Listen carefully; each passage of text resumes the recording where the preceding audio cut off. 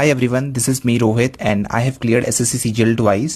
So last 40 days में आपको CGL prelims कैसे क्लियर करना है, क्या रोड मैप होना चाहिए, ये मैं आपको इस रील में देने वाला हूँ। तो सबसे पहले इस रील को सेव कर लो एंड लास्ट तक देखना।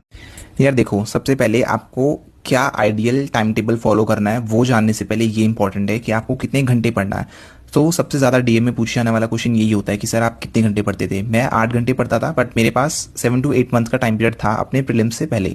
बट अभी लास्ट 40 डेज में आपको थोड़ा सा स्ट्रेच ज़्यादा लेना पड़ेगा and you have to cover at least 10 hours. 10 hours आपको टाइमर लगा के पढ़ना है। देखो, 4 सब्जेक्ट्स है मेनली हमारे पास, maths, reasoning, English and GS. And अगर आप चारों सब्जेक्ट्स को एक दिन में पढ़ते हो तो हमारे ब्रेन के लिए वो प्रोसेस करना बहुत मुश्किल होता है। जैसे ही एक सब्जेक्ट में इंटरेस्ट बनता है वैसे ही दूसरा स्लॉट शुरू हो जाता है एंड हमें वहीं पे ब्रेक लेना पड़ जाता है। सो ऐसा ना करके हम क्या करेंगे, हम MWF एंड TTS में हम चारों सब्जेक्ट्स को डिवाइड कर देंगे। MWF Monday, Wednesday and Friday में हम 2 सब्जेक्ट्स करेंगे, maths and English for 5 hours. And TTS में हम रीजनिंग एंड जीएस करेंगे 5 आवर्स के लिए। TTS यानी कि ट्यूसडे, थर्सडे एंड सैटरडे।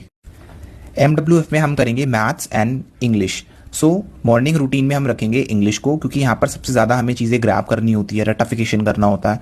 सो सबसे पहले 2 आवर्स रखेंगे हम ग्रामर के लिए, 1 hour for vocab, 1 hour for revision. जो भी आप याद करोगे, नोट्स बनाओगे, उसको आप रिवाइज करोगे। एंड 1 आवर रखेंगे PYQ के लिए, ताकि आपको ये आइडिया रहे कि हम जो चीज़ें पढ़ रहे हैं वो रिलेवेंट है या नहीं। देखो, इवनिंग सेशन रखेंगे क्वांट्स के लिए, क्योंकि 5 आवर्स इंग्लिश पढ़ने के बाद हम ऑलरेडी काफ़ी टायर्ड हो चुके होंगे। सो क्वांट्स रखेंगे इवनिंग में, 1.5 hour advance maths, 1.5 hour arithmetic maths, then 1 hour revision के लिए एंड अगेन 1 आवर PYQ के लिए, सो डेट एनालाइज कर सके कि हम जो चीज़ें पढ़ रहे हैं वो हमसे बन पा रही है या। इसके बाद आ जाओ TTS में, ट्यूसडे, थर्सडे एंड सैटरडे। इसमें हम रीजनिंग एंड जीएस करेंगे। सो सबसे पहले मॉर्निंग में रखेंगे जीएस को, जीएस 1 आवर रखेंगे करंट अफेयर्स के लिए। अभी करंट अफेयर्स काफ़ी इंपॉर्टेंट हो गई है, ऑलमोस्ट 5 to 6 क्वेश्चंस देखे जा रहे हैं जो पहले नहीं देखे जाते थे। बट जो बिगनर्स है एंड इस 40 डेज प्लान को इंप्लीमेंट करने वाले हैं, उनके लिए आई वुड सजेस्ट कि आप स्टैटिक जीके को प्रायोरिटाइज करो।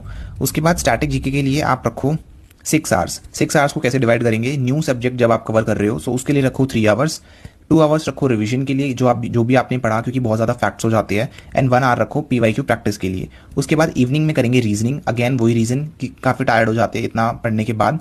सो रीजनिंग रखेंगे क्योंकि उसमें सिर्फ आपको चीज़ें सॉल्व करनी होती है। रीजनिंग के लिए टोटल 2 आवर्स रखेंगे एंड हाफ आवर रखेंगे उसके रिवीजन के लिए, जो भी आप शॉर्ट ट्रिक्स वगैरह बनाओगे वो सब चीज़ें, एंड हाफ आवर रखेंगे PYQ सॉल्व करने के लिए। सो अगर आपको ये कंटेंट अच्छा लगा हो, सो मेरे इस पेज को फॉलो कर लेना and also you can connect with me on my YouTube channel which is given here and also in my bio. Thanks for watching.